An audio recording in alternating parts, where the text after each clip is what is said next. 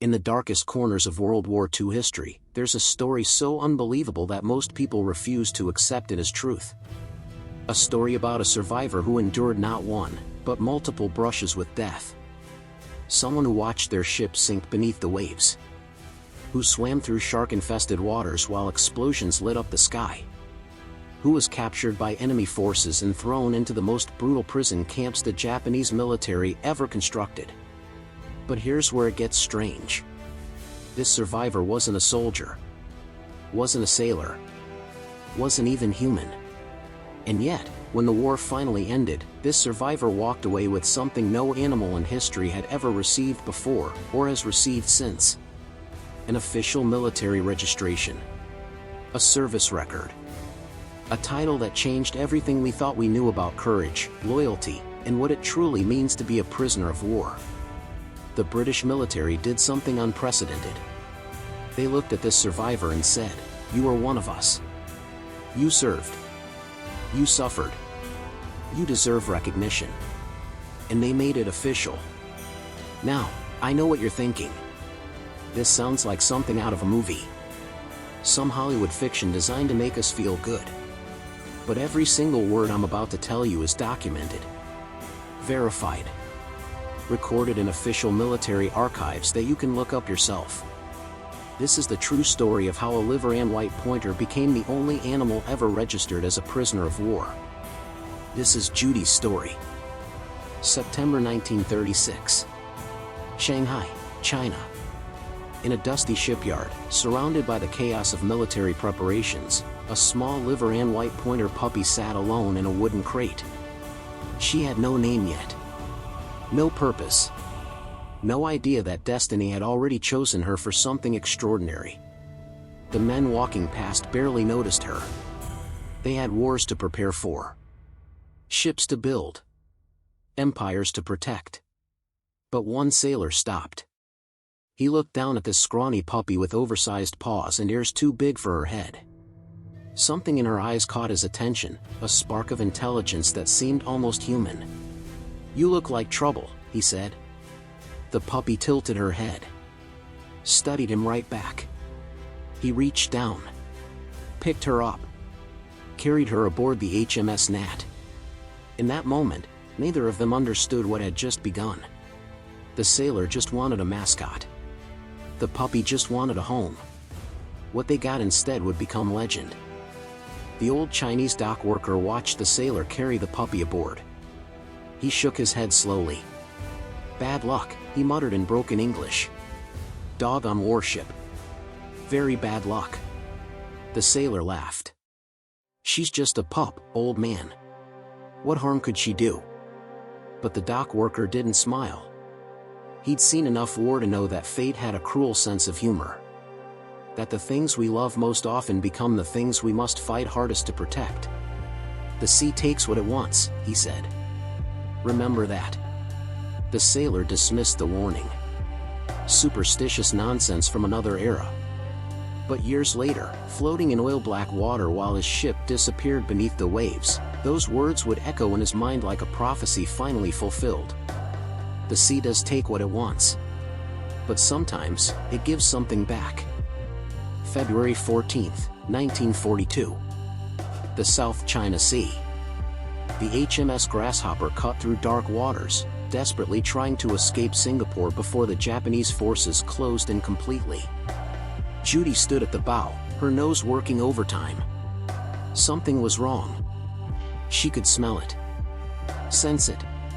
Feel it in the vibrations running through the steel beneath her paws. She started barking. Frantic. Urgent. The kind of bark she only made when danger was near. The sailors tried to quiet her. "Calm down, girl. It's just..."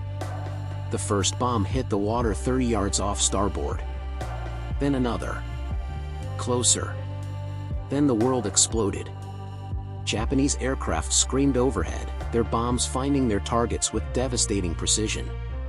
The Grasshopper shuddered. Metal screamed. Men screamed louder. Judy was thrown across the deck as the ship began to list. Fire erupted from below. Smoke blocked out the sun. Abandoned ship. Abandoned ship. Sailors jumped into the water. Swam for anything that might float. The sea around them churned with debris, oil, and bodies. And Judy? She should have gone down with the ship. Should have drowned like so many others that day. But Judy had other plans.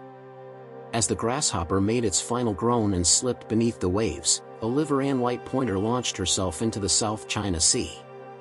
She swam. Through fire. Through oil. Through chaos. She swam toward the voices of her crew. And she didn't stop until she found them.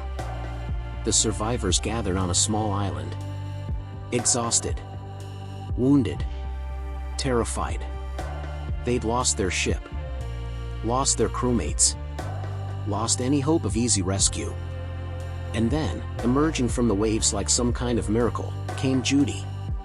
She dragged herself onto the beach, collapsed briefly, then immediately got back up. Her instincts kicked in. These men needed water. Fresh water. The salt water would kill them just as surely as any Japanese bullet. Judy started sniffing the sand. Moving inland. Following something only she could sense. The men watched, confused, as she began digging frantically at a seemingly random spot. "She's lost it," one sailor muttered. "Poor thing's in shock." But another sailor, the one who'd first carried her aboard all those years ago, recognized what she was doing. "She's finding water," he whispered. "Fresh water." They dug where Judy indicated. 2 feet down. 3 feet. Fresh water bubbled up from the sand. Judy had just saved their lives. This wasn't just a dog anymore. This wasn't just a mascot who'd gotten lucky. This was something else entirely. This was a survivor. A protector. A member of the crew who earned her place through actions, not words. The men looked at Judy differently after that day. They stopped seeing an animal and started seeing a comrade. Someone who would fight alongside them. Someone who would die for them. Someone who already had nearly died for them. But their ordeal was just beginning. Because 3 days later, the Japanese found them. And Judy's greatest test was still to come. If you're fascinated by stories of incredible loyalty and survival, make sure you hit that subscribe button. Because the story of Judy is just getting started, and what happens next in those Japanese prison camps will absolutely blow your mind. The prison camp at Medan, Sumatra, was designed to break men. Starvation rations. Brutal labor. Guards who saw prisoners as less than human. Disease that swept through the barracks like wildfire. But they hadn't counted on Judy. She became a ghost. A phantom that appeared when the guards weren't looking and vanished before they could catch her. The Japanese commanders had ordered all animals killed, but Judy refused to die. The prisoners hid her. Risked their own lives to protect her. When guards approached, they'd whisper warnings and Judy would disappear beneath floorboards, behind supplies, into shadows. Why would starving men share their meager rations with a dog? Because Judy gave them something more valuable than food, hope. She would visit the sick. Lay beside men who were dying. Let them feel her warmth in their final hours. She'd make rounds through the barracks like a nurse, checking on everyone, ensuring no one felt completely alone. She caught rats and brought them to the weakest prisoners, extra protein that sometimes meant the difference between survival and death. She warned of approaching guards, giving prisoners precious seconds to hide contraband or stop forbidden activities. But more than anything, Judy reminded them of home. Of normalcy. Of a world beyond the barbed wire where dogs slept by firesides and children played in gardens and war was just a distant memory. Frank Williams was the one who understood this most. The Royal Air Force technician had met Judy shortly after capture. He'd looked into her eyes and seen the same defiance he felt in his own heart. The same refusal to be broken. He made a decision that would change both their lives forever. He approached the Japanese camp commandant with a request that was either brilliant or insane. "I want to officially register the dog as a prisoner of war." The commandant laughed. Then stopped laughing. then studied this strange British man who stood before him, calm and unafraid. "Why would I do this?" "Because," Frank said carefully, "if she's registered, she's your responsibility. If she dies, it's on your record. And when the war ends, and it will end, there will be questions about what happened in this camp." The commandant considered this. Considered the paperwork. Considered the strange logic of bureaucracy in wartime. And then he signed the form. Judy, prisoner of war 81A Medan. The only animal in history to hold that designation. But the designation didn't mean safety. It just meant the Japanese couldn't kill her outright. They could still make her life, and the lives of her protectors, absolutely miserable. The real test was just beginning. June 1944. The Van Werwijk. The Japanese were moving prisoners, cramming them into rusted transport ships like cargo. No ventilation. No water. No mercy.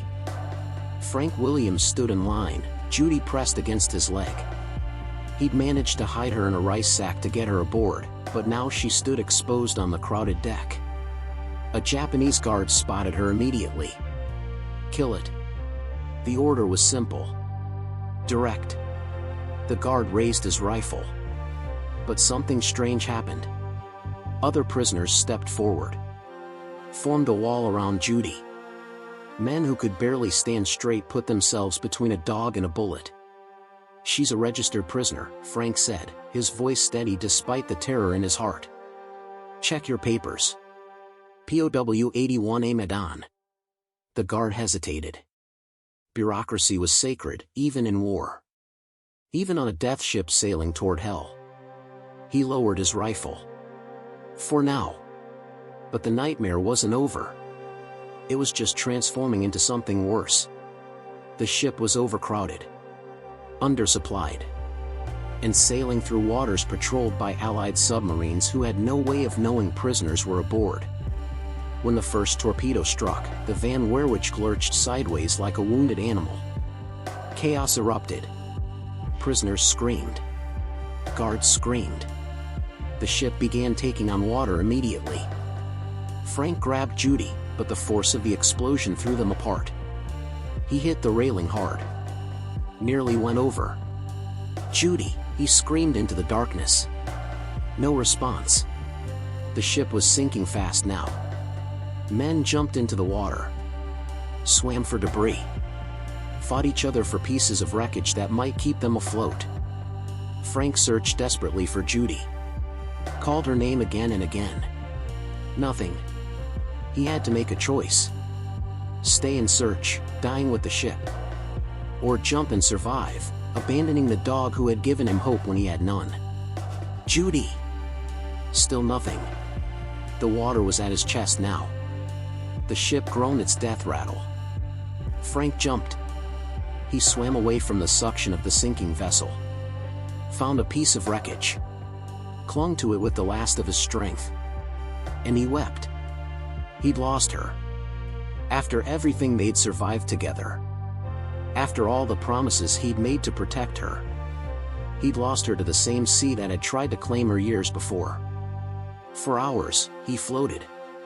Watching other survivors struggle. Watching some give up and slip beneath the waves. Dawn came slowly.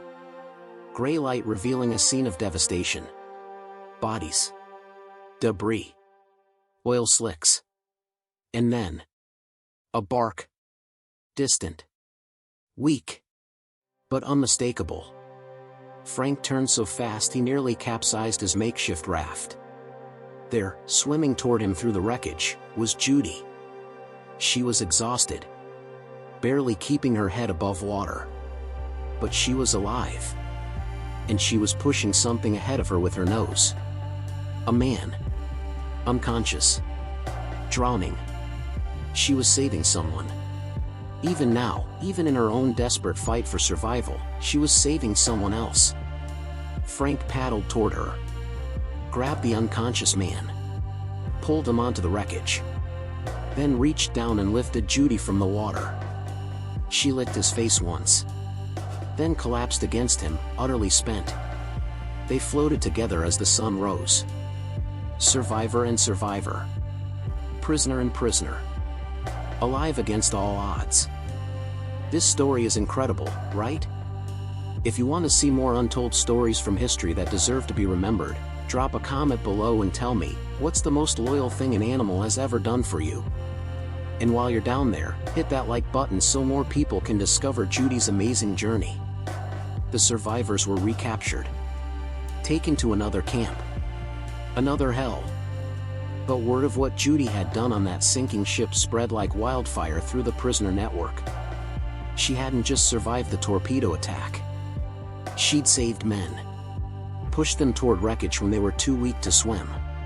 Kept them conscious with her barking when they started to slip away. The prisoners called her a hero. The Japanese called her a nuisance. The camp commandant at their new location was different from the others.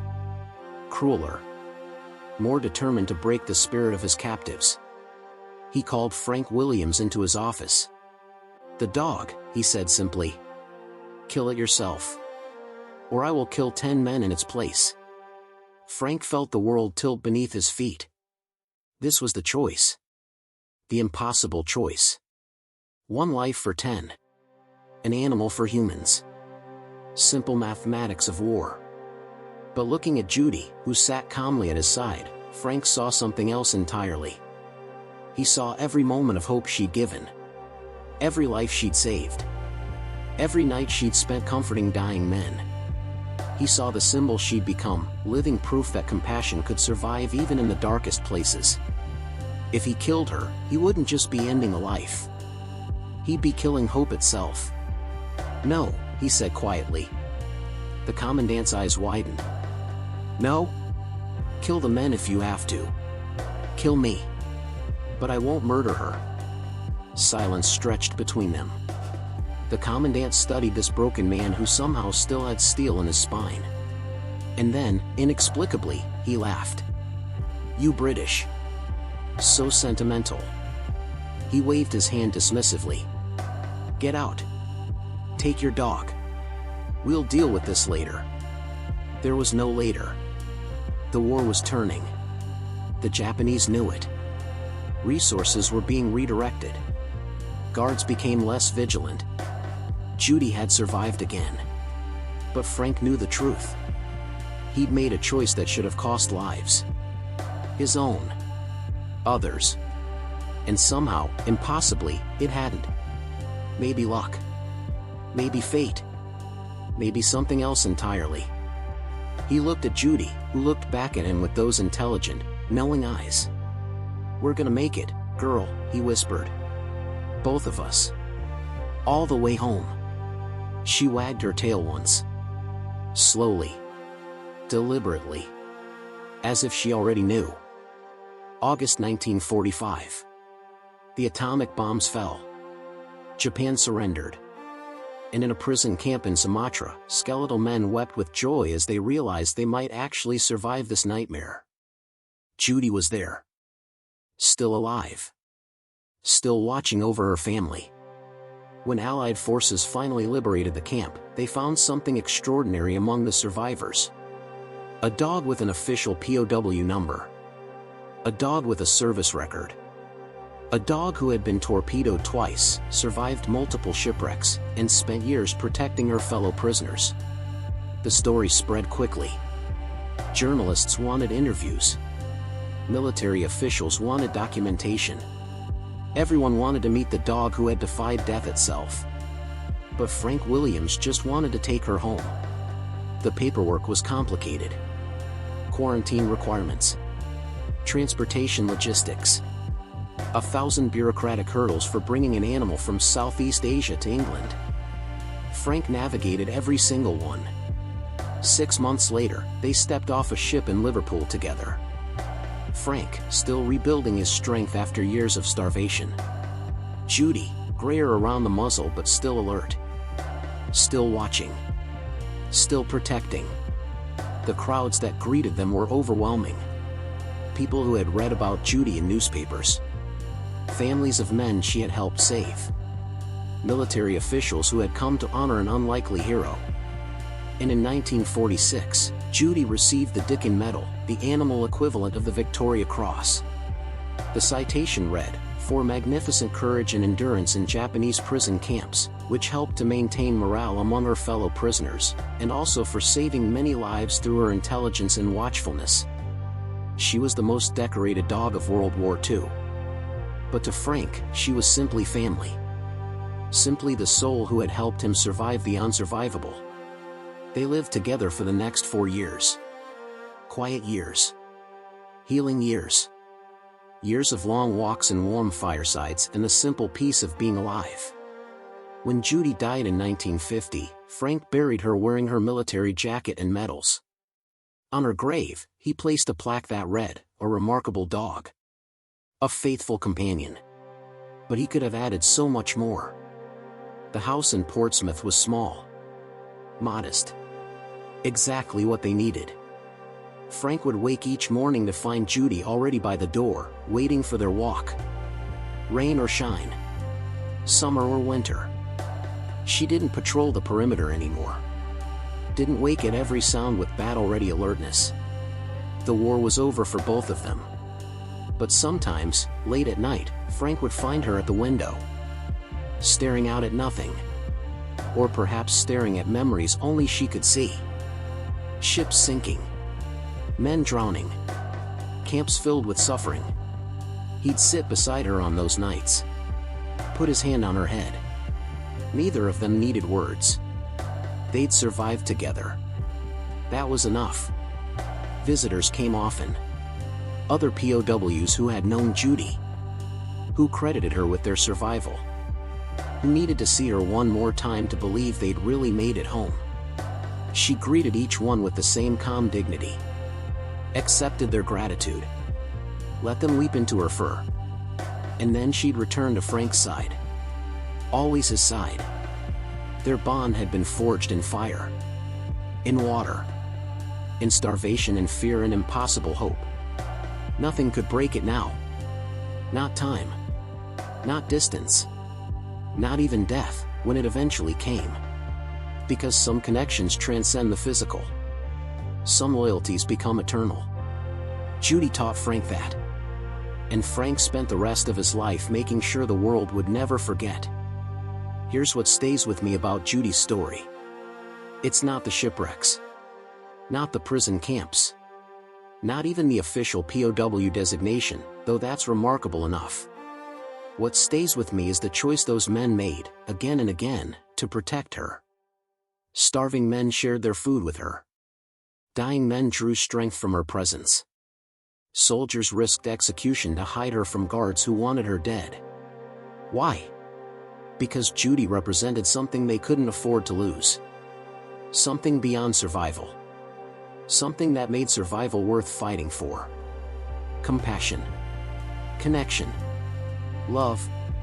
In the absolute worst circumstances humanity has ever created, a dog reminded men how to be human. She didn't do it with weapons or strategy. She did it with presence. With loyalty. With the simple act of showing up, day after day, and refusing to abandon her family. That's not just a war story. That's a lesson for all of us. When the world tries to break you, find your Judy. Find the thing worth protecting. The connection worth maintaining. The love worth fighting for. And hold on. Through the shipwrecks. Through the prison camps. Through whatever impossible odds stand in your way. Hold on. Because sometimes, that's all it takes to survive the unsurvivable. Judy did. And maybe we can too. If Judy's story moved you, share it with someone who needs to hear it today. Subscribe for more forgotten history that deserves to be remembered. And drop a comment telling me, who's the Judy in your life? See you in the next one. Thank you for watching Judy's incredible story. If you made it this far, you're the kind of person who appreciates real history and real heroes. Hit subscribe and ring that notification bell so you never miss another untold story. And check out our other videos about remarkable animals who changed history. I promise they'll blow your mind.